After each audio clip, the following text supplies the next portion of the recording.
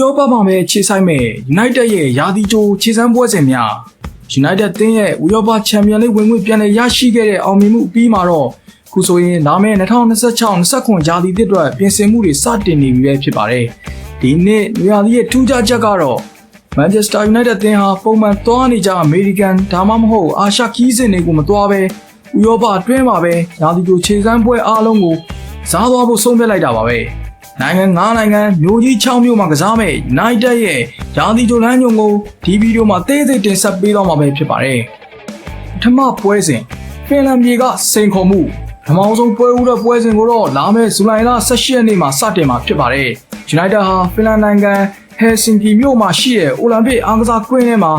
ချန်ပီယံရှစ်ကလပ်ကခြေစွာနေတဲ့ရဟန်သင်းနဲ့ရင်ဆိုင်ရမှာပါ။ဒီပွဲဟာလူငယ်ကစားသမားတွေနဲ့ဘာဖလားမတော်ရတဲ့စီနီယာကစားသမားတွေရဲ့ကြံ့ခိုင်မှုကိုဒီကစမ်းသပ်မဲ့ပွဲလည်းဖြစ်ပါတယ်။ United ပြည်သက်တွေအတွက်တော့ဇာကွက်သစ်တွေနဲ့လူငယ်တွေရဲ့ခြေစွမ်းကိုစတင်စောင့်ကြည့်ရမယ့်ပွဲစဉ်တစ်ပွဲဖြစ်ပါတယ်။ဒုတိယပွဲစဉ်နော်ဝေးမြေကကျွမ်းတဝင်ပြိုင်ဘက်ရိုဆန်ဘတ်ဖင်လန်ကနေတစ်ဆင့်နိုင်တာဟာနောက်ထပ်နိုင်ငံတစ်ခုဖြစ်တဲ့နော်ဝေးနိုင်ငံထရန်ဟိတ်မြို့စီကိုကြီးဆက်ပါမယ်။ဇူလိုင်လ24ရက်နေ့မှာတော့နော်ဝေးကလပ်ရိုဆန်ဘော့အသင်းနဲ့၎င်းတို့ရဲ့လာကန်တယ်အားကစားကွင်းမှာရှင်ပြိုင်ကစားမှာပဲဖြစ်ပါတယ်။ရိုဆန်ဘော့အသင်းဟာနော်ဝေးလီမှာတွေ့ကြုံရင့်တဲ့အသင်းဖြစ်တယ်လို့ United နဲ့လည်းရာသီကြိုတွေမှာစုံတွေ့လိမ့်ရှိတဲ့အသင်းဟောင်းဖြစ်ပါတယ်။ဒီပွဲစဉ်မှာတော့နီးပြပွဲဝင်နေတဲ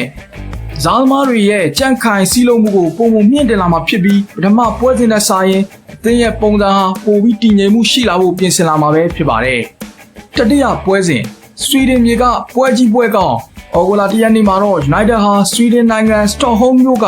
Strawberry Arena ကွင်းကြီးထဲမှာစပိန်လာလီဂါရဲ့အင်အားကြီးထိပ်သီးကလပ် Atletico Madrid နဲ့ Snapdragon Cup ဆုဖလားအတွက်ရှင်ပြိုင်ရမှာပဲဖြစ်ပါတယ်။ဒီပွဲကတော့ရာသီကြိုခြေစမ်းပွဲဆိုပေမဲ့တကယ်ကိုချန်ပီယံစင်တန်းရှိတဲ့ပွဲစဉ်တစ်ပွဲဖြစ်လို့သင်ရဲ့တကယ်အင်အားကိုတိုင်းတာနိုင်မဲ့ခွင့်ရတစ်ခုပါပဲ။ဒီယေကိုစီမီလီရဲ့မာကျောလာတဲ့ခံစစ်နဲ့တံပြန်တိုက်စစ်ကို United ရဲ့နီးပြူပါအသစ်တွေကဘလို့ဖောက်ထွက်မလဲဆိုတာတော့ရင်ခုန်စရာပါပဲ။ United ပြည်သက်တွေအတွက်တော့ဒီပွဲဟာရာသီကြိုရဲ့အကောင်းဆုံးပွဲစဉ်တစ်ပွဲဖြစ်လာမှာသိကြပါတယ်။ စတုဒ္ဓပွဲစဉ်ပြင်သစ်ချန်ပီယံနဲ့ထိပ်တိုက်တွေ့ဆုံခြင်းဩဂုတ်လ10ရက်နေ့မှာတော့ United ဟာဆွီဒင်မှာပဲဆက်ရှိနေအောင်မှာဖြစ်ပြီးဂိုသမ်ဘတ်မြို့ကဦးလဲပြီးအားကစားကွင်းကြီးစီရွှေ့ပြောင်းသွားမှာပါအဲဒီမှာတော့ပြင်သစ်လီဂူ1ချန်ပီယံ Paris Saint-Germain တင်းနဲ့2026 Snapdragon တို့ရဲ့စိတ်ပိုင်းဖြစ်ထိပ်တိုက်တွေ့ဆုံမှာပဲဖြစ်ပါတယ်ဒီပွဲကကမ္ဘာဖလားကပြန်လာတဲ့ကျဲပွင့်ကစားသမားချို့တင်းနဲ့ပြန်လဲပူးပေါင်းလာနိုင်မဲ့ချိန်ဖြစ်တယ်လို့ဒါမဲ့ရာသီသစ်ကွင်းလယ်ပိုင်းအတွက်အဓိကကြောရိုးကိုပုံဖော်မဲ့ပွဲလည်းဖြစ်ပါတယ်။သူတစ်ပြည့်သင်္ကားလေးထွက်ခွာသွားတဲ့ကက်စမဲရိုရဲ့နေရာမှာသူကအစားထိုးဝင်ရောက်လာမလဲလူငယ်ကျဲဝဲကိုဘီမီနူးနဲ့သူကကွင်းလယ်တွဲဖက်ဖြစ်လာမလဲဆိုတာကိုဒီလိုကမ္ဘာအဆင့်ပွဲစဉ်မျိုးမှာစမ်းသပ်ကစားသွားမှာပဲဖြစ်ပါတယ်။ပစ္စမပွဲစဉ်ဒက်ဖလင်ကမိုင်းဝင်ရန်ညိုးနဲ့ Rose Rivalry အော်ဂိုလာ12ရက်နေ့မှာတော့ United ဟာအိုင်ယာလန်နိုင်ငံဒက်ဖလင်မြို့ကနာမည်ကျော်Crockback ကွင်းကြီးထဲမှာအမိုင်းဝင်ပြိုင်မဟောင်း Leeds United နဲ့ရင်ဆိုင်ရမှာပဲဖြစ်ပါတယ်။ရာသီကြိုပွဲစဉ်ဆိုပေမဲ့လည်း Rose Rivalry လို့ခေါ်တဲ့နှင်းစီဒါဝီမှာဒီနှစ်သင်းကြားကရန်ညိုးဟာပြင်းထန်ဆက်ဖြစ်လို့ပွဲကတော့ကြည်ကောင်းနေဦးမှာအမှန်ပါပဲ။ဆဋ္ဌမပွဲစဉ်ပိုလန်ပြည်ကရာသီကြိုပိတ်သိမ်းပွဲ